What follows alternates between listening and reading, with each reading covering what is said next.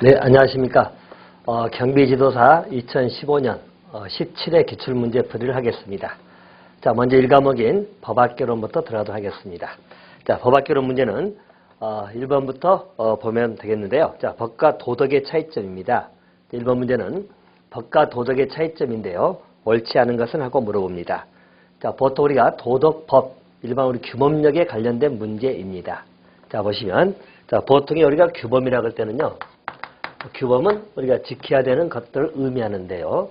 일반적으로 도덕 규범도 있고, 이게 또 우리가 법제화시킨 것을 법규범이다, 이렇게 보겠죠. 물론 이제 우리가 종교나 문화, 사회 규범도 존재하겠지만, 도덕하고 법의 비교를 보는 겁니다. 일반 도덕은 여러분, 내면적 의사에 관한 거죠. 그래서 우리 주관적이고 내면적 의사를 규율한다.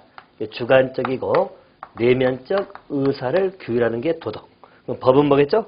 자, 법은 객관적이고도, 자, 우리 외면적이죠. 그래서 외면적 행위.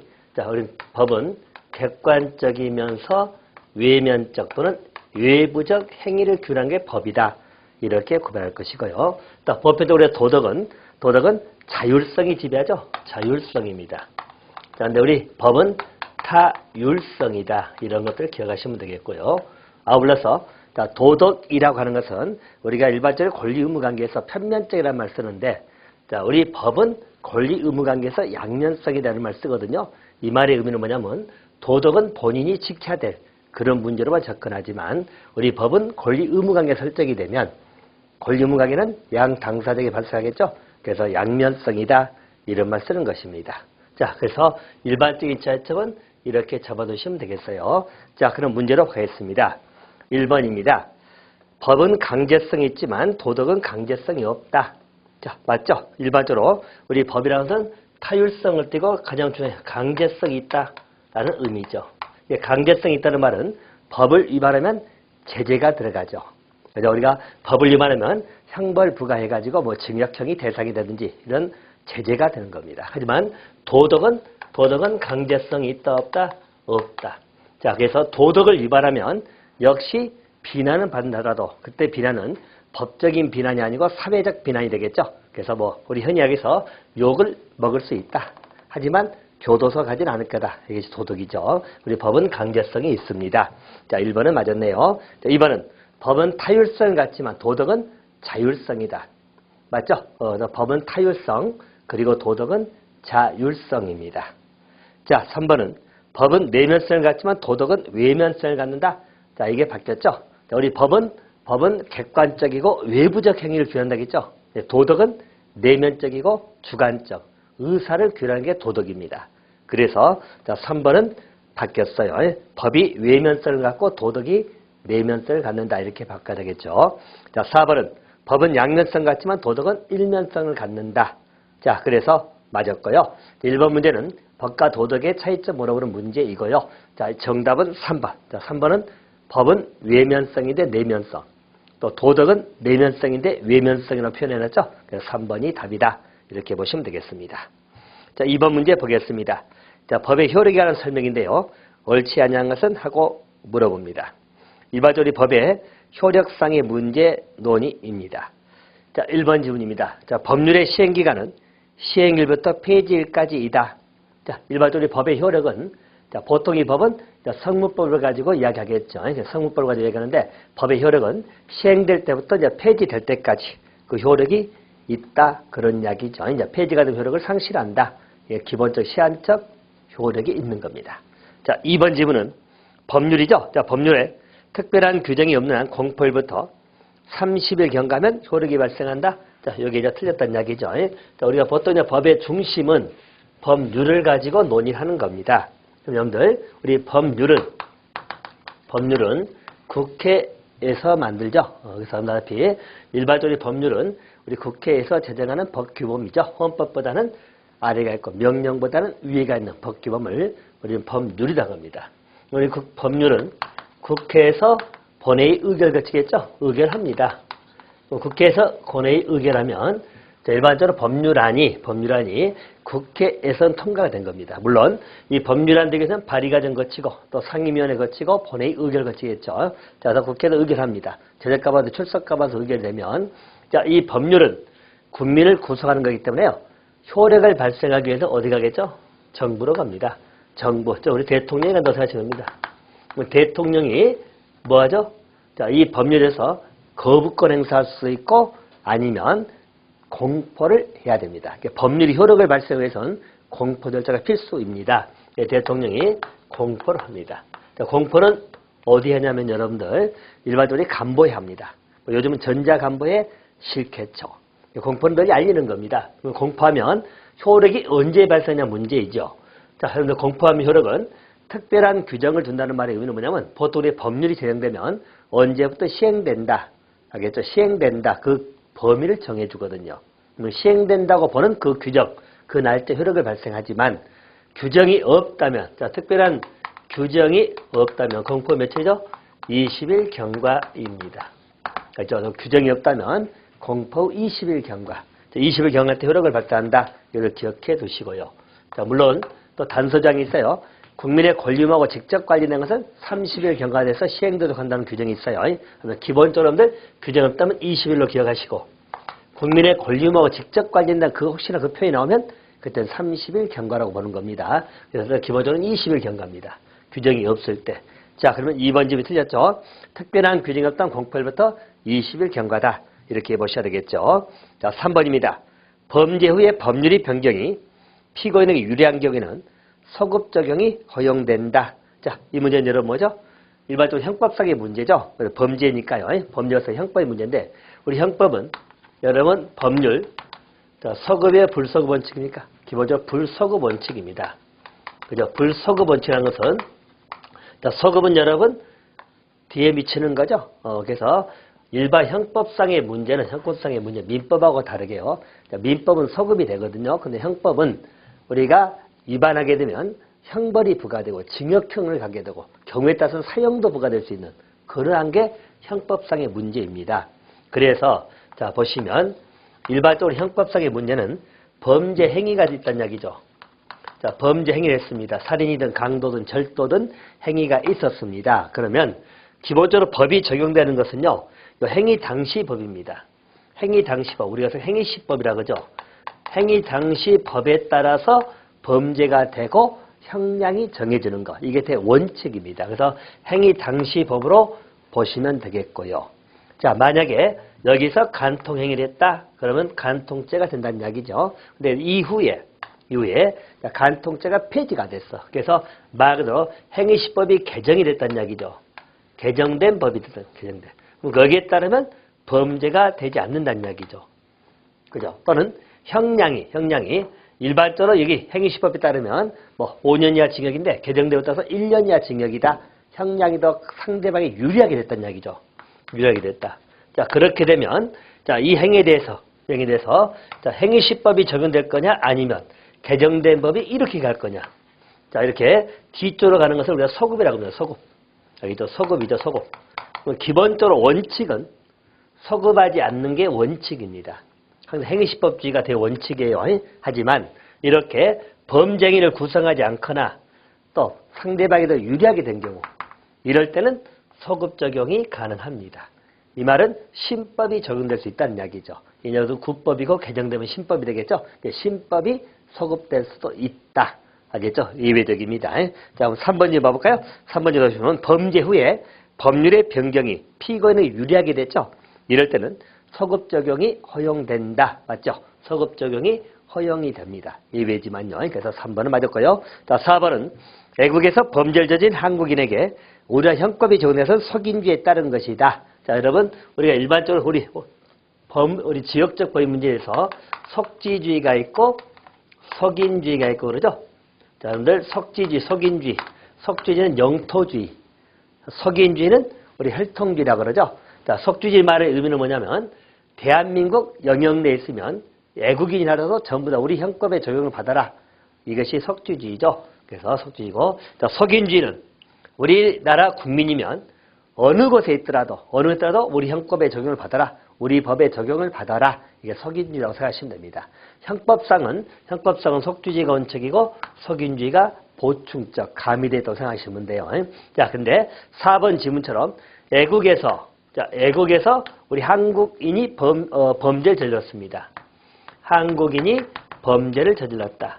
이럴 때, 자, 우리 애국의 법이 적용될 거냐? 우리 한국인이기 때문에 우리나라 법이 적용될 거냐? 자, 우리 법이었죠? 우리 법이 적용이 되는 겁니다. 자, 우리나라 법이 적용되는 것은 바로 어떤 주의다? 석인주의다. 여기도 석인주의를 취하는 걸로 볼 수 있을 겁니다. 자, 그래서 4번 지문도 맞았죠. 자, 따라서 틀린 것은 2번이 틀렸다. 2번은 30일이 아니고 20일. 이렇게 정리하시면 되겠습니다. 자, 3번 문제로 가겠습니다. 법의 체계 문제인데요. 옳은 것하고 물어보네요. 일반 우리 법의 체계적 분류를 물어보는 문제입니다. 자, 1번 지문에 강행법하고 임의법. 강행법, 임의법은 실정성 위협에 따른 구별이다. 자, 이것도 틀렸죠? 우리 법의 구별상 문제입니다. 자, 법을 구별할 때, 자, 우리 강행법이다, 임의법이다.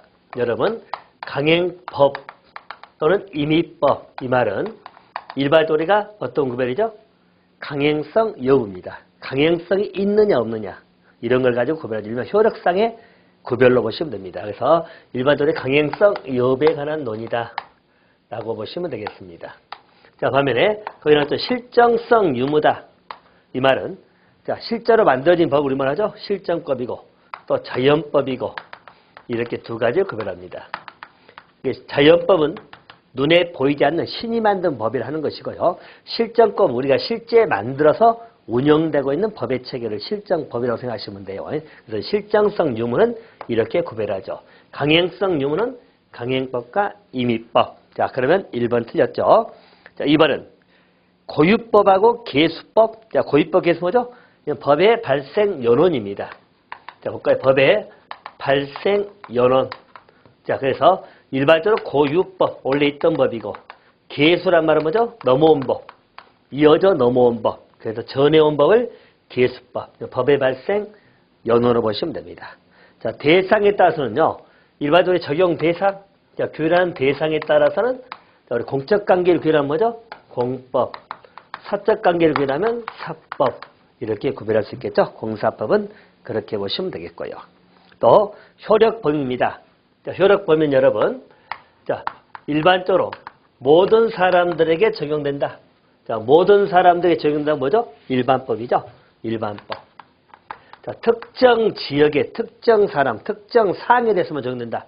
특별법이라고 봅니다. 특별법. 자, 그래서 우리가 예를 들어 국가공무원법이다. 국가공무원은 공무원에 관한 일반법입니다. 자, 그 중에 경찰에 대해서만 경찰 공무만 정하는 법이 경찰 공무원법이죠. 그 특별법이 되겠죠. 특별법. 또 민법은 우리 일반법이지만 우리 민사행위 중에서 상행위만 규정한 것이 상법이죠. 상법은 특별법이죠. 민법은 일반법이고. 그러니까 일반법은 일반적인 사항들 정한다. 또 일반적인 대상이다. 일반 지역이다. 불특정 다수를 생각하시면 됩니다. 특별법은 특정된 사람, 특정된 지역, 특정된 사항에 대해서만 규율하는 것을 특별법. 이렇게 보시면 되겠습니다. 자, 반면에, 자, 그럼 3번을 맞았죠? 일반 특별법은 효력범위에 따른 구별이다. 이렇게 보시면 되겠고요. 아울러서, 공사법 구별하는 것은, 이 공사법 구별은 영미 쪽입니까? 대륙 쪽입니까? 대륙법계입니다. 일반 공법의 발달은 국가 중심적 사고인 대륙법계에서 발달해요. 영미 쪽은 공법이 발달되지 못하고 보통 공사법 이론론, 사법 체계가 발달한 게 영미법으로 보시면 되겠습니다. 자, 그래서 이렇게 보시면 되겠고요. 자, 우리가 또 구별한다면 법의 주체에 따라 나올 수 있겠죠? 여러분들 분리다 봅니다. 법의 주체. 자, 주체가 뭐냐에 따라서 또 우리 국제법이다. 자, 또는 국내법이다. 뭐 이렇게 구별할 수 있겠죠? 국가 등이 주체가 되는 것. 다시 말해서 국제법은 국가도 있고 또 우리 국제기구도 있고 그래요. 그래서 이런 데 주체가 되는 것은 국가 내 관계를 위해서는 국제법. 그리고 국내법은 우리 국가 내적이겠죠. 그래서 주체에 따라서 이렇게 구별할 수 있고요. 또 존재 형식에 따라서 여러분 성문법이 있고 불문법이 있다. 뭐 이렇게 구별할 수 있고요. 자, 성문법, 불문법이요. 이렇게 볼 수도 있고. 자, 또는 자, 내용에 따라서죠. 내용에 따라서 실체법이냐 절차법이냐. 자, 내용에 따라서 실체사항을 정하면 실체법, 절차사항을 정하면 절차법 이렇게 구별할 수 있고요. 또 우리가 법계에 따라서는 대륙법계냐 내지는 영미법이냐 뭐 이렇게 구별할 수도 있습니다. 구별적인 문제이기 때문에 이렇게 보시면 되겠고 어쨌든 일반적으로 강행성 유무로 따른 것은 강행법하고 임의법. 그리고 보통은 여러분 공법은 강행성이 띄고 있어요. 사법은 우리 사적관계 민법 생각하시면 돼요. 임의법이다 이렇게 보시면 되겠습니다. 자 그래서 두 가지는 그렇게 정리하시면 되겠고 그럼 3번 문제에서 자, 옳은 걸 물어보니까 3번이 맞았죠. 일반법 특별법은 효력범에 따른 구별입니다. 그래서 3번을 답하시면 되겠습니다. 자, 4번입니다. 사회법을 설명해도 옳지 않은가 물어봤죠. 자, 사회법 뭐냐면요. 자, 요 분류입니다. 사실. 내가 공법과 사법을 구별하는데 전통적인 구별입니다. 다시 말하면 여러분, 우리가 일반 개인하고 개인 간의 관계죠. 이게 사적 관계라는 겁니다. 이 사적 관계에 규율하는 법이 있다는 거죠. 이것을 우리가 사법이라고 합니다. 사법. 사법은 전통적인 민법, 상법이 들어가겠죠. 자, 반면에 국가라는 것이 있다는 얘기죠. 국가. 그리고 개인하고 관계입니다. 자, 국가는 공동체하고 개인의 관계는 이것은 사적 관계라 공적 관계 되겠죠. 자, 세금 내는 것도 마찬가지고요. 그래서 이건 공적 관계 되는 것이고 이런 공적 관계를 규율하는 법을 우리 뭐라 하죠? 공법이라고 부릅니다.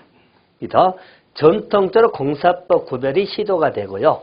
다시 말하면 일반 우리 법의 체계 중에서 우리가 법을 할 때 과거에는 국가관념이 발달되지 않을 때 보통 법이라는 것이 하나 있었다는 이야기죠. 거기에서 이제 공법적인 영역이 대륙 쪽에서 분화가 되는 겁니다. 공법. 자, 그래서 이 법을 사법이다. 이렇게도 구별되면서 초기에는 공사법 구별이 엄격하게 시도가 됐다는 이야기죠. 공사법 구별이 엄격했다고 생각하시면 됩니다.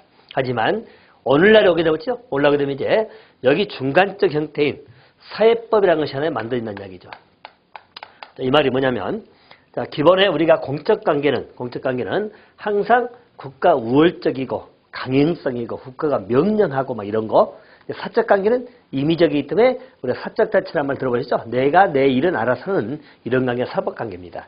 하지만 개인적 영역에 자 볼까요, 여러분들? 예를 들어서 개인적 영역입니다. 자, 갑하고 을인데 갑이 사장입니다. 자, 을은 종업원 되겠죠? 종업원인데 고용을 한다는 얘기죠. 고용을 하는 것도 고용 계약을 체결하는데 이 계약이 불평등하게 이루어진다는 이야기입니다. 그죠? 그래서 있는 자들이 없는 자들 착취하는 수사로 악용될 수가 있다는 거죠. 자, 그러면 이런 문제에 있어서 국가가 어쩐다. 국가가 이런 관계에 개입을 하는 거죠. 개입. 다시 말하면 이렇게 사적인 영역이죠. 자, 사적인 영역에 국가 공법적 영역이 개입을 해. 그래서 만들어진 법이 우리 노동법 같은 거. 그죠? 노동법 같은 것은 여러분 이 사회법이나 중간법이 되면 공법과 사법의 중간적 형태에 결쳐 있는 것이 우리 사회법으로 생각하시면 됩니다. 사회법은 약간 중간적 형태고 대입적인 것이 여러분 이 사회법은 것이 노동법이 있다는 거죠. 그래서 노동법은 이런 데 들어갑니다. 자, 노동법만 아니라 우리 경제법도 마찬가지입니다. 자, 경제법이라는 것도요. 자, 만약에 이 개인이 자, 누군가에게 물건을 판매한다는 이야기죠. 판매. 근데 이 물건이 희귀해. 그래서 물건 하나에 뭐 수십억씩 받고 팔아볼 수 있다는 거죠. 그래버리면 일반 사람들이 필요해서 사지 못한다는 그런 문제가 발생하겠죠. 그래서 역시 국가가 그것을 규제하는 거죠. 또 독점하는 걸 규제한다든지 또 최고 가격을 제한시켜준다든지 뭐 이런 걸 국가가 규제하는 거죠. 이런 게 경제법입니다. 역시 그것도 사적인 영역에 공적 관계가 규율되는 것. 이것도 우리가 사회법, 중간법 형태가 있다는 겁니다. 그래서 그게 이제 오늘날 법은 공법적인 틀, 사법, 그리고 중간법인 사회법. 이게 세 가지로 오늘날은 구별을 해간다고 생각하시면 되겠다. 전통적인 공사법 구별이었고요. 이렇게 보시면 되겠습니다. 자, 그럼 이제 4번 문제 답이 보이겠죠. 자, 사회법인데 옳지 않은 것. 자, 1번. 공법 영역에 사법적 요소를 가미한다. 바뀌었죠. 사법적 관계에 공법적 요소가 개입되는 겁니다. 원래 사적 관계예요. 우리 고용이든 경제활동이든 사적 관계지만 국가가 개입해서 규제한다는 이야기예요. 그래서 사적 영역에 공적 요소가 가미되는 거다. 자, 1번은 틀렸습니다. 2번은 자, 노동법, 경제법, 사회보장법은 사회법이죠. 자본주의 모순을 수정하기 위한 것이고 약자를 보호하기 위한 겁니다. 4번의 정답은 1번 하시면 되겠습니다. 자, 이제 5번 문제로 가겠습니다. 자, 5번 문제는 법의 적용에 관련된 문제입니다. 자, 적용상 문제에서 옳지 않은 것하고 물어보네요. 자, 1번. 법을 적용하기 위한 사실 확정은 증거에 의합니다. 그죠? 법의 적용에 의한 사실 확정은 증거에 의하는 게 맞겠죠. 자, 2번입니다. 법의 확정, 즉 우리 확정을 해야 되는데 자, 사실관계 확정을 위한 대상이 사실이죠. 사실은 자연적으로 인식한 현상 자체를 말한다. 자, 여기 이제 틀렸네요. 자, 일반적으로 사실이라고 할 때 이 사실은 현상입니다. 그죠? 우리가 이제 법의 적용상 문제에서 법이 적용되기 위해선 일정한 사실관계가 존재합니다. 그죠? 우리 하나의 현상이라고 불러진 것이죠. 이런 사실적인 것이 있습니다. 이 사실적인 부분에 대해서 일반적으로 이것을 확정짓는다. 이 사실을 확정짓기 위해서는 어찌죠? 많은 증거 등이 나와야 되겠죠. 증거 등이 나서 확정을 짓는다는 말의 의미는 사실관계를 명확하게 해결하고 있다는 이야기입니다. 그러면 해결한다는 말의 의미는 이 사실은 현재 법적 분쟁이 돼 있다, 안 돼 있다. 법적 분쟁의 대상이 된 사실입니다. 그래서 확정한다는 것은 법적 해결하겠다는 이야기죠. 해결을 위한 기본 과정입니다. 알겠죠? 그래서 이때 사실은 법적 분쟁, 즉 법적 다툼의 대상이 되는 현상을 의미한다. 자연적 인식에 따른 현상을 의미하는 게 아니란 이야기예요. 자, 그래서 2번은 틀렸습니다. 자, 여러분들 사실에 추정하고 의제가 나오죠. 자, 이 관계도 하나 정리하시면 이렇습니다. 자, 보통 우리가 추정이다 또는 의제다 이런 게 있죠. 자, 우리가 뭐뭐 추정이다. 자, 사실의 추정입니다. 우리 법의 표현을 보면 법의 보통 표현은 뭘로 추정한다 이렇게 보통 나와 있고요. 자, 그리고 우리가 의제는 같은 말로 간주. 자, 또 우리 법에서는 뭐뭐로 본다 이렇게 보통 나와 있습니다. 추정과 의제는 용어들 항상 똑같이 쓰입니다. 우리 법의 기초 용어입니다. 자, 보통 추정이라는 말은 우리가 반증이죠. 자, 반대 증명을 하게 되면 번복이 가능한 겁니다.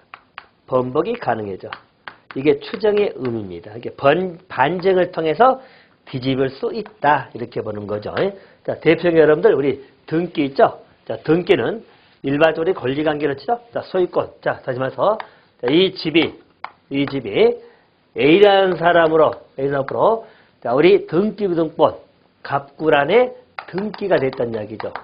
자, 그러면 이 목적물이라는 소유권은 A가 소유권자라고 추정을 하는 겁니다.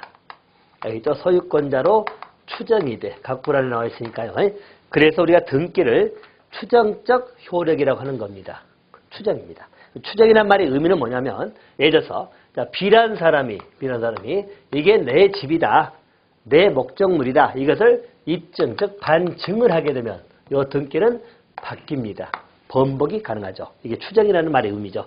반증을 통해서 번복될 수 있는 게 추정. 자, 의제는 법에서 본다, 간주한다 이렇게 나와 있거든요. 이 말의 의미는 법에서 본다고 쓴다는 의미는 반증 자체를 허용한다, 허용하지 않는다. 반증 자체를 허용하지 않습니다. 알겠죠? 법에서 본다라고 딱 못을 박아놨어요. 그래서 법대로 가는 겁니다. 그래서 반증 자체를 허용하지 않는다. 이것을 하면 의제 또는 간주 이렇게 보시면 되겠습니다. 자, 추정과 의제는 그렇게 보시고요. 자, 그러면 3번 사실 추정은 바로 뭐죠? 확정되지 못한 사실을 가정하여 효과를 발생시키는 추정. 간주는 반증에 의해서는 번복될 수 없어요. 추정이 반증에서 번복되는 거죠. 자, 그래서 맞습니다. 틀린 건 2번이 틀렸습니다. 자, 6번입니다. 6번 문제로 가겠습니다. 법의 효력인데 옳지 않은 건 나와 있죠? 자, 1번입니다. 민법은 특별한 규정이 있는 경우 에는 법률 불소급 원칙이 적용된다. 자, 여기서 아까 잠깐 말씀드렸습니다는 형법 같은 경우는 형법상은 불소급 원칙이 기본입니다. 하지만 민사 문제는 소급 적용이 가능합니다. 알겠죠? 그래서 민사의 경우는 자, 우리 민법에도 나와 있어요. 민법은 특별한 규정이 있는 경우에는 범법 시행일 전의 사항에 대해서 이를 적용합니다. 그래서 소급이 된다는 이야기죠. 그러나 이미 구법에 생긴 효력에는 영향을 미치지 않습니다. 알겠죠? 그래서 민법은 소급이 적용이 됩니다. 자, 1번은 틀렸습니다. 형법이라고 하면 맞았겠죠? 원칙적인 형법은 불소급입니다. 자, 2번입니다. 소급법률이란 참정권 제한 금지는 헌법에 규정되어 있습니다. 우리 헌법에 의하면 자, 소급 입법에 의해서 참정권을 제한하거나 국민의 재산권 박탈하는 것은 허용되지 아니한다고 나옵니다. 자, 그래서 2번 맞고요. 자, 3번은 법의 효력을 가지려면 실효성이 있어야 되고 타당성이 있어야 되겠죠. 실효적이고 타당해야 된다.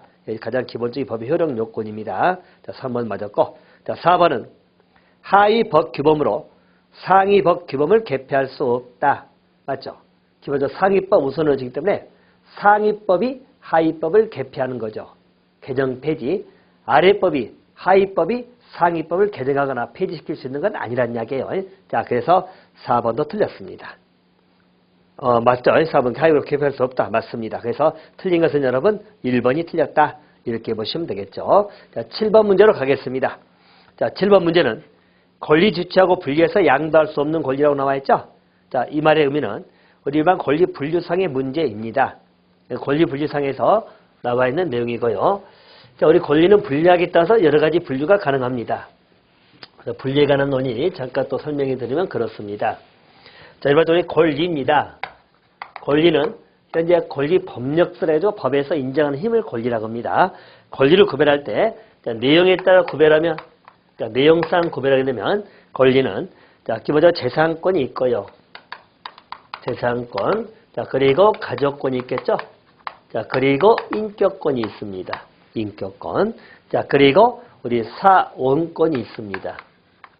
이런 게 좀 더 내용상이 아니라 대표적인 권리입니다. 또 권리를 구별할 때요. 자, 내용 말고 우리 작용이죠. 작용 또는 효력상의 구별이다. 이렇게도 말합니다. 자, 작용에 따라 구별하면 자, 일반적 권리는 우리 지배권이 있고요. 자, 청구할 수 있는 권리인 청구권이 있고요. 또 변동을 처리하는 형성권이 있고요. 또 항변권 이렇게 나오죠. 그래서 기본적인 분류들입니다. 자, 여중에 이제 우리 인격권은 여러분, 인격권은 거기 처상권도 있고요. 그죠? 자, 처상권, 자, 또는 뭐 성명권, 자, 또는 명예권. 이런 것들이 우리 인격권에 들어갑니다. 인격권은 여러분, 양도할 수 있을까요? 이런 건 안 되죠. 권리 주체와 분리해서 양도할 수 없는 그런 권리가 인격권입니다. 양도가 안 된다라고 보시면 되겠습니다. 자, 그러면 재산권은 우리 물권, 채권, 기본적으로 양도가 가능하겠죠. 재산권은 가능합니다. 재산권은 기본적으로 물론 제한받는 건 있긴 합니다만은 양도는 가능하다고 보시면 됩니다. 알겠죠? 이렇게 보시면 되고. 자, 초상권, 성명권, 명예권 등은 안 됩니다. 자, 그리고 또 지문상에서 그 실용신앙권 나오죠? 자, 실용신앙권도 여러분, 우리 재산권입니다. 그죠? 일명 우리 지적재산권이라는 것이 있어요, 여러분. 지적재산권 나누면 우리 산업재산권하고 그리고 우리 저작권이 있습니다. 자, 그래서 지적재산권이 재산권이고 또 산업재산권은 여러분, 이게 우리 특허권이 있고요. 자, 그리고 실용신안권이 있습니다. 우리 새로운 고안이죠. 그래서 실용신안권을 부여받을 수 있습니다. 자, 또 디자인권이 있어요. 자, 옛날 의장권이라고 말씀드렸지만 지금 디자인권이라고 말씀드렸어요. 디자인권. 자, 그리고 상표권이 있습니다. 자, 이런 게 이제 우리 산업재산권입니다. 자, 물론 저작권도, 저작재산권도 있고, 뭐 저작인접권이더니 뭐 이런 게 있습니다만, 자, 기본적으로 산업재산권은 저작권, 좀 더 재산권들입니다. 실용신안권도 재산권에 들어갑니다. 기본적으로 양도할 수 있다고 생각하시면 돼요. 자, 그리고 또 법정지상권, 분묘기준권 전부 다 재산권들이죠. 그렇게 보시면 돼요. 그러면 7번은 정답이 2번입니다. 자, 8번입니다. 권리인데 옳지 않은 거라고 물어보네요. 자, 1번. 인격권은 권리 자신을 객천하는 권리입니다. 맞고요. 2번. 자, 사원권이라는 것은 단체 구성원이, 사원이니까 두 구성원이 자, 단체에 대해서 가지는 그런 권리. 단체에 대해서 가지는 그런 권리를 사원권이라고 합니다. 2번도 맞았고요. 자, 여러분 형성권 나오면 권리 변동하고 항상 여러분들 연결시키세요. 형성이라는 말 속에는 변동 효과가 나옵니다. 그 변동이란 말에는 발생, 변경, 소멸이 포함되는 말이에요. 그래서 변동 효과가 나옵니다. 맞을 것이고. 자, 4번은 자, 지배권은 배타적 지배를 할 수 있는 권리입니다. 근데 타인의 청구를 거절할 수 있는 권리다. 여기에 틀렸네요. 자, 배타적 지배를 할 수 있죠. 그래서 타인의 개입 없어도 권리를 지배할 수 있는 그러한 권리를 지배권. 근데 청구를 거부할 수 있는 권리다. 자, 그게 틀렸습니다. 그래서 4번을 답하시면 되겠고요. 자, 9번입니다. 권리와 구별되는 개념으로서 옳은 것하고 물어보네요. 옳은 것. 자, 여러분들 권리와 구별된 개념에서 권리도 있고 권능도 있고 권온도 있고 권한도 있고 그러죠. 그래서 그 관계를 잠깐 봐드리겠습니다. 자, 법의 여러분들 우리 갑이라는 사람 볼까요? 자, 갑이 자, 이 집에 있다라고 할 때, 자, 이 집에 등기부상에 자, 소유권자로 돼 있습니다. 소유권자로. 그럼 갑은 자, 이 집을 팔려고 한다는 이야기죠. 이 집을 팔기 위해서 자, 을에게 자, 일반적으로 자, 매매라고 할 때는 여러분들 청약을 할 것이고 그리고 을이었죠. 승낙을 할 것이고 이게 통해서 매매 행위가 이루어진 거겠죠. 매매 행위. 자, 그러면 갑이 매매를 했습니다. 그러면 을은 매순이죠. 샀습니다. 샀어. 자, 사가지고 을은 뭐 했죠? 저 목적물에 대한 뭘 취득했다? 소유권을 취득했습니다. 소유권을 취득했다는 말의 의미는 뭐죠? 저 목적물에서 사용도 할 수 있고 을이 또 수이익을 볼 수도 있고 또 처분할 수도 있다는 이야기입니다. 자, 여러분 이 관계사를 봅시다. 자, 보면 갑이 매매 행위를 했다는 이야기죠. 매매한다는 것은 타인에 대해서 자, 타인이죠. 타인에 대해서 뭔가 일정한 법률적 해를 할 수 있는 자격이 있어야 되겠죠. 이 말은 갑이 집을 판다는 말의 의미는 집에 대한 소유권이 있어서 집을 팔 수 있는 권한이 있다 없다? 있다. 이 권한입니다. 그죠? 그래서 권한은 타인에 대해서 일정한 행위를 할 수 있는 법률적 행위를 할 수 있는 법률상 자격을 말합니다. 어떤 지위를 말하죠. 권한이 있다는 것이고요. 또 아울러서 이 매매가 법에 따라서 정당하게 이루어졌죠. 정당하게 이루어졌다는 것은 바로 뭐죠? 권원입니다. 권원은 권리의 발생 원입니다. 이 말은 을이 소유권 취득하는 권리잖아요. 그럼 이 권리를 취득하게 된 원인이 매매라는 정당한 행위가 있었다는 이야기죠. 그게 권원인 거죠. 권원. 그래서 그 권원에 의해서 권리가 취득하게 되는 것이고요. 그리고 이 권리 속에는 사용, 수익, 처분, 권능이 있다고 합니다. 그래서 권능. 그래서 권능. 일반적으로 사용 권능, 수익 권능, 그리고 처분 권능이 있습니다. 이것은 권리고요. 권원이고, 갑은 권한이 있고요. 그래서 일반적인 그 관계는 그렇게 이해해 놓으시면 되겠습니다. 자, 그러면 자 1번입니다. 의사문의자는 권능의 주체가 될 수 있다? 맞습니다. 알겠죠? 일반적으로 의사문의자도 권리 주체가 되고 권리 주체가 된다는 말은 권능의 주체가 될 수 있습니다. 1번은 맞았습니다. 2번은 법 규정에서 반사적 이익은 권리가 될 수 있다? 반사적 이익은 권리하고 다르죠. 반사적 이익은 주장할 수 있는 게 없죠? 권리가 아닙니다. 2번 틀렸시오. 자, 3번은 자, 지배권, 청구권, 형사권, 항배권 아까 했죠? 이것은 권리에 불립니다. 권리. 또 4번은 정당화시키는 법률상 원인을 우리 말하죠? 법률상 원인이가 권원 이렇게 쓰면 되겠죠. 그래서 9번에 옳은 것은 1번 하시면 되겠습니다. 자, 10번 문제로 가겠습니다. 우리 헌법의 기본 질서에 해당하지 않는가 물어봤죠? 우리 헌법의 기본 질서는 우리 헌법상 여러 가지 원리가 있고 또 질서가 있고 제도가 있습니다만은 그 질서 중에 자유민족 기본 질서도 나와 있고요. 또 사회적 시장경제 질서도 나와 있고 평화적 국제 질서도 나와 있습니다. 1번 사법국가 질서는 안 나와 있어요. 사법국가라는 것은 행정국가에 대비되는 것인데 일반 우리 기본 질서에는 사법국가적 질서는 나와 있지 않습니다. 그래서 1번이 답이라고 보시면 되겠습니다. 자, 11번 문제로 가겠습니다.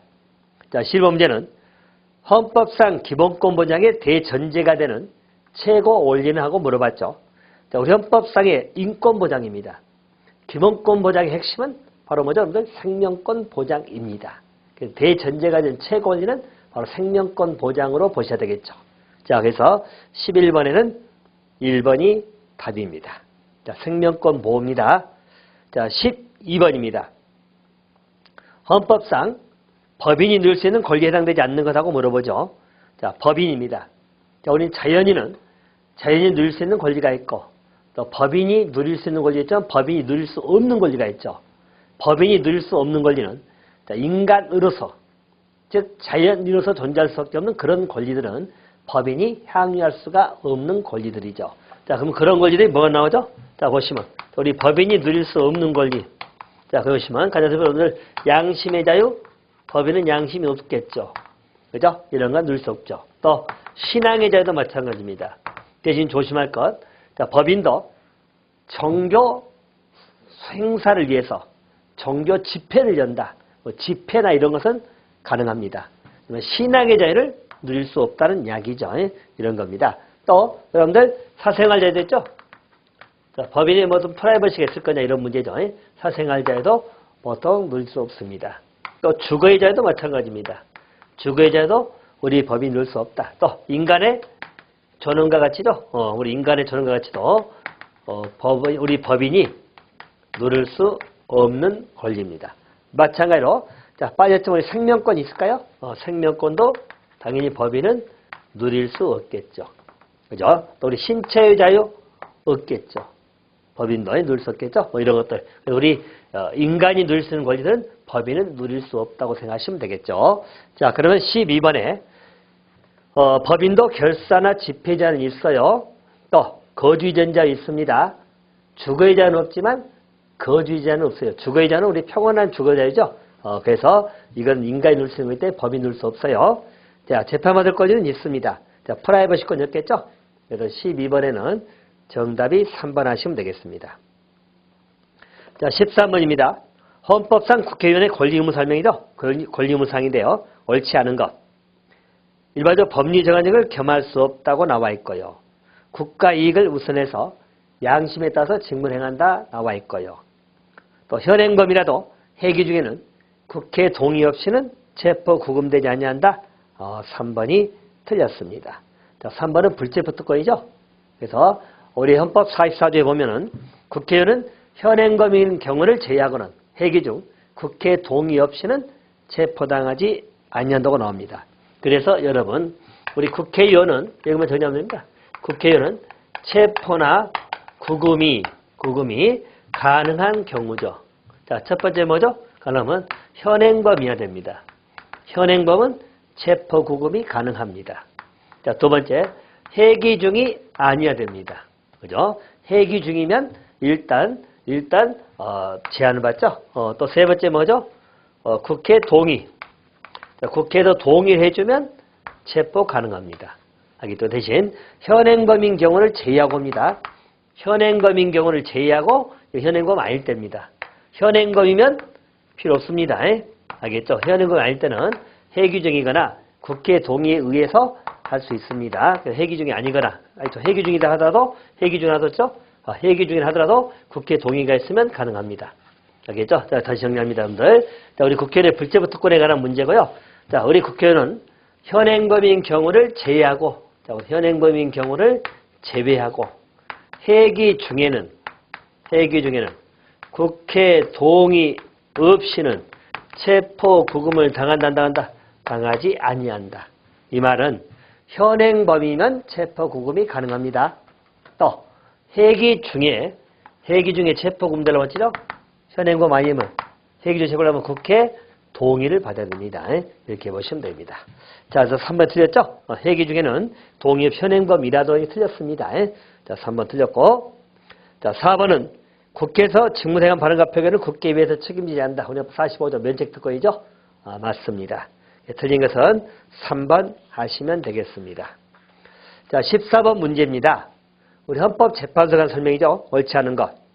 헌법재판소는 포괄적인 재판권과 사법권을 가진다. 자, 여러분, 일단 사법권은 우리 헌법 101조에 따르면 사법권은 우리 대법원과 각급 법원에 있습니다. 사법권은 법원의 형태죠. 헌법재판소가 아닙니다. 헌법재판소도 재판권은 있어요. 포괄적인 부분은 좀 문제가 있죠. 재판권 행사할 수 있지만 사법권은 아니다. 자, 1번이 틀렸습니다. 2번 헌법 규정에서 위헌 심판할 수 없다. 그죠? 일반적으로 헌법재판소는 실정헌법, 즉 성문헌법에 의거해서 판단합니다. 거기에서 판단하기 때문에 우리 헌법조항을 가지고 심사를 하는 건 아니죠. 그게 근거는 될지언정 대상은 아니죠. 우리가 법률을 위헌 심판하는 거지 헌법조항 자체를 위헌 심판하는 건 아닙니다. 자, 그래서 2번은 맞았고 또 3번은 우리 헌법소원이죠. 우리 헌마, 즉 헌법재판소법 68조 1항, 일명 권리소원이라고 불려지는 겁니다.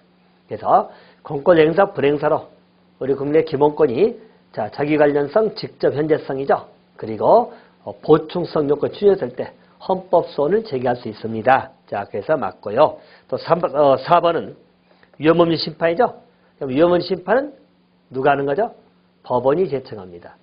요건은 뭡니까? 재판의 전제성이 충족될 때요. 충족될 때 우리 법원이 대법원을 경위해서 헌법재판소 위헌법률 심사 제청하는 것입니다. 법률의 위헌 심사는 헌법재판소가 합니다. 그래서 그 제청은 우리 법원이 하는 것입니다. 그래서 그 과정만 여러분 잘 기억하세요. 다시 말하면 우리가 법률입니다. 법률이 예를 들어서 A라는 법률이다. 이게 재판의 전제가 됩니다. 재판의 전제가 된다는 말이 의미는 이미 분쟁이 발생했죠. 가박어라고 분쟁이 발생해가지고 바로 이 법률이 적용될 문제입니다. 그러면 분쟁이 발생하면 우리 법원에 왔다는 이야기죠. 법원이 심사해야 되는데 자, 이 법률에 법원이 뭘 때였죠? 이 법률의 위헌성이 문제가 있는 거죠. 그래서 우리 법원이 직권으로 갈 수도 있고 또 상대 우리 당사자가 위헌법률 심판 신청 제청해달라고 신청이 들어올 수 있습니다. 신청이 들어오면 자, 법원에서 어디죠? 헌재로 가는 겁니다. 우리 법률의 위헌 심사는 헌법재판소이기 때문에 바로 여기다 제청하는데 어디를 경유한다 했죠? 대법원을 경유합니다. 자, 대법원을 경유해가지고 헌재로 위헌법률 심사 제청을 하는 거 제청. 자, 제청하면 헌법재판소가 어쩌죠? 심리합니다. 자, 심리해가지고 헌재가 결정을 내리겠죠. 결정. 자, 심리할 때는 위헌법률 심사 같은 여러분 직권심리입니다. 자, 그리고 서면 심리를 합니다. 자, 그리고 나서 결정이죠. 이 결정은 어차피 합헌결정이 나올 수도 있고 위헌결정, 또 우리가 변형결정으로서 헌법 불합치라든가 한정위헌, 한정합헌, 또 입법 촉구결정 같은 게 나올 수 있습니다. 만약 위헌결정이 나오려고 했죠? 헌재재판관 몇 명 이상 찬성? 6인 이상 찬성. 알겠죠? 위헌결정 나올 수 있고 그렇습니다. 그래서 일반적으로 위헌법률 심사는 우리 헌법재판소가 하는 겁니다. 제청은 우리 법원에서 한다. 이렇게 보시면 되겠죠. 자, 그러면 됐고요. 자, 14번에는 1번이 틀렸습니다. 자, 15번입니다. 우리 민법에는 14개 전형계약이 나와 있죠. 전형계약이 아닌 거라고 물어보네요. 자, 경계입니다. 자, 여러분 경계는 뭐죠? 구체물 소멸하는 소멸사유에 나오죠. 채무 소멸에서 구체물 소멸하고 신채무를 발생시키는 거죠. 그러니까 변경의 의미입니다. 경계. 구채무 소멸, 돈 받기로 한 걸 없애고 물건으로 받겠다. 피하는 데 사주라. 이렇게 한다는 이야기죠. 경계입니다. 단지 우리 대물변제하고 또 구별된 대물변제는 요물계약, 물건이 급부가 있어야 되는데 우리 경계는 낙선계약이죠. 그래서 현실적으로 물건의 급부를 요하지 않습니다. 경계는 우리 비전형계약에 들어갑니다. 전형계약이 아니에요. 정답은 2번입니다. 자, 16번 문제입니다. 제한능력자의 법률행위인데요. 옳지 않은 것하고 물어보죠. 1번 피성년 후견입니다. 법정 대리인 동의를 얻어서 한 재산상 법률행위는 유효하다. 자, 여러분 피성년 후견인은 단독으로 법률행위를 할 수가 없습니다. 알겠죠? 물론 우리 피성년 후견인은 법정 대리행위를 하면 모를까 동의라는 것은 없어서 설령 동의받았더라도 취소해볼 수 있거든요. 그래서 1번은 틀렸네요. 유효하다 틀렸습니다. 대신 피성년 후견이 아니라 피한정 후견인이죠. 자, 피한정 후견인은 바로 대리를 통해 가지고 하면 되죠. 그래서 피한정 후견인은 일반적으로 우리 유효하다고 볼 수 있습니다. 자, 2번은 맞았어요. 자, 3번은 법정 대리인이 법을 정해서 처분하러 간 재산이죠. 자, 미성년 임의로 처분이 가능하다고 나와 있습니다. 민법에. 민법 6개 나와 있죠. 맞고요. 또 7번입니다. 제한 능력자가 즉 피한정 후견인이 완벽한 자신을 능력자로 상대방을 속였다는 이야기죠. 속여가지고 행위해놓고 그것을 나중에 피한정 후견이라고 취소시키면 상대에게 불측에 손해를 끼치는 거죠. 그래서 그럴 때는 취소를 제한할 수 있습니다. 그래서 법률을 취소할 수 없다. 자, 맞습니다. 틀린 것은 1번 하시면 되겠고요. 자, 17번입니다. 보증채무인데 옳지 않은 것. 자, 보증채무는 주채무의 부종성이죠. 따라갑니다. 이 말은 주채무가 소멸하면 보증채무도 같이 소멸합니다. 자, 두 번째는 보증채무는 주채무가 이행되지 아니할 때 보증채무가 필요하죠. 이게 보증채무의 보충성이라고 합니다. 그래서 주채무 이행 완료했을 때 보증채무가 이제 이행 문제로 가는 겁니다. 자, 2번도 맞았네요. 자, 3번은 채무를 변제한 보증인은 선의의 주채무자에 대한 구상권 행사하지 못한다. 자, 보증인이 채무 변제했어요. 그러면 주채무자가 이익을 받죠. 자, 특별한 사정이 없는 한 주채무자에게 구상권 행사할 수 있어야 돼, 없어야 돼요? 있어야 되겠죠. 그래서 반드시 우리가 보통 이익을 본 당사자라면 그 이익 부분을 어쩌죠? 변제해야 돼요. 우리가 물론 계약상에서 돼 있지 않는 한. 그래서 우리 보통 법에 보면 주채무자 부탁 없이 보증인 된 자죠. 변제 기타 출제로 주채무가 소멸됐어요. 주채무자는 이익을 받죠. 그럼 그 한도 내에서 배상할 책임이 있다 없다? 있다. 그래서 그때는 구상권 행사가 가능합니다. 자, 3번은 틀렸습니다. 자, 4번은 채권자가 보증인에 대해서 이행을 청구했을 때 보증인은 주채무자에게 먼저 청구할 것을 요구할 수 있습니다. 주채무자가 이행이 안 됐을 때 보증채무로 넘어온다. 이게 바로 보증채무의 보충성입니다. 자, 맞았어요. 자, 틀린 것은 3번 하시면 되겠습니다. 자, 18번입니다. 경비계약에 관한 문제거든요. 옳지 않은 것하고 물어보네요. 자, 1번 경비업자가 경비계약체는 상대방은 경비대상 시설 소유자 또는 관리자가 되겠죠. 그래서 맞고요. 2번은 자, 경비업자는 계약상 채무를 우리 선관주의죠. 선량하여 주의로 이행해야 된다. 맞고요. 또 3번 보수는 시기약정이 없으면 관습에 의하고 관습이 없으면 경비 업무를 종료한 후 지체 없이 지급해야 된다. 맞습니다. 자, 4번이 틀렸네요. 자, 경비 업무 도급인입니다. 파산하게 되면 자, 우리 경비 업무 도급을 맡긴 사람, 즉 우리 시설 소유자로 생각하시면 됩니다. 소유자 관리자인데 파산하게 되면 경비업자는 경비 계약을 해지하고 도급인에게 손해배상을 청구할 수 있다 없다? 청구하지 못한다고 나와 있습니다. 알겠죠? 즉 계약 해지로 인한 손해배상은 청구하지 못합니다. 근데 청구할 수 있다 해서 틀렸어요. 자, 4번이 틀렸다 이렇게 보시면 되겠고요. 이 문제도 출제에 자주 되는 문제이기 때문에 잘 체크해 주세요. 일반적으로 도급관계입니다. 도급관계에서 도급인이 파산한 경우입니다. 파산하면 당연히 계약은 해지가 되겠죠. 그리고 거기에 따른 손해배상 청구는 하지 못한다고 나와 있어요. 하나 정도는 주시면 되겠습니다. 자, 19번은 채무 불이행청이 발생한 경우가 아닌 것하고 물어보네요. 자, 1번 부주의로 대상 시설이 파손됐다 이런 거. 또 업무 수행 과정에서 과실로 3자에게 부상을 입혔다. 자, 경비원이 고의과실로 3자에게 또는 우리 주민에게 부상을 입혔다는 이야기죠. 그럼 뭐가 되죠, 여러분들? 그래서 이제 채무 불이행 책임이 아니고 우리 불법행위에 따른 손해배상 책임 문제로 넘어갑니다. 알죠? 즉 민법 390조 문제가 아니라 민법 750조 문제로 넘어가는 거예요. 그래서 일반적으로 채무 불이행 책임이 아니고 이때는 손해배상 책임 문제로 넘어간다. 자, 2번이 틀렸습니다. 자, 나머지 도난사고 발생했다 근무태만으로 또 고객 비밀 누수해서 손해 끼쳤다 전부 다 채무 불이행 책임이 발생하는 경우에요. 2번은 손해배상 책임이 발생하는 경우다. 이렇게 보시면 되겠습니다. 자, 20번 문제입니다. 20번 부분은 아파트 경비원입니다. 근무 중 인근의 상가 건물에 화재가 나는 것을 보고 달려가서 화재를 진압한 행위다. 옳지 아니한 것하고 물어봅니다. 자, 이 부분 여러분 한번 볼까요? 자, 일반적으로 우리 아파트 경비원이라고 나오죠. 자, 그런데 근무 중에 인근 상가 건물에 화재가 발생했다. 자, 보시면 자, 여기 근무하는 갑 경비원입니다. 네, 자, 이쪽에 화재가 발생했다. 자, 그래서 여기 가서 진압했다는 이야기죠. 화재 진압을 했다. 자, 그러면 여러분들 이 진압한 행위, 자, 행위 자체는 우리가 도의적으로 나쁜 일은 아니죠. 근데 법적으로 보면 이런 행위는 뭐죠? 자, 이 경비원은 자, 인근 건물이죠. 인근 상가입니다. 자, 인근 상가에 대해서